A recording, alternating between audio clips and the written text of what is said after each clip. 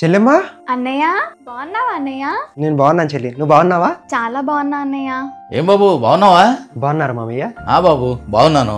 బాగున్నారా అత్తయ్య? బానే ఉన్నానులే అబ్బాయి. పెళ్ళే 2 నెలలు కూడా కాలేదు, అప్పుడే గుర్తుకొచ్చిందా మీ చెల్లెలు? భోంచెద్దు కానీ రా బాబు.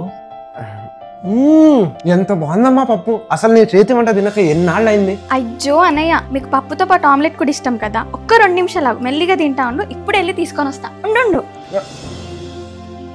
అయ్యో అయ్యో అయ్యో, ఏం చేస్తున్నావు? అన్నయ్యకి ఆమ్లెట్ అంటే ఇష్టం అత్తమ్మ, అందుకే వేస్తున్నా. పట్నమేనకి దిక్కు లేదు కానీ ఆమ్లెట్ కావాలంటే ఆమ్లెట్, తిండి పెట్టుడే ఎక్కువ అంటే ఆమ్లెట్ కావాలంటే ఆమ్లెట్. గుడ్లు లేవని చెప్పుకో.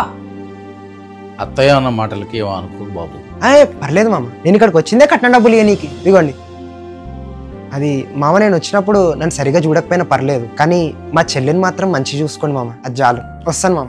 ఎంతో మంది అన్నదమ్ములు తమ తోబుట్టువైన ఆడపిల్లను కలవడానికి వెళితే అయ్యే సందర్భాలు ఇవే. కాబట్టి ఈ వీడియో చూసైనా సమాజం మారుతుందని ఆశ.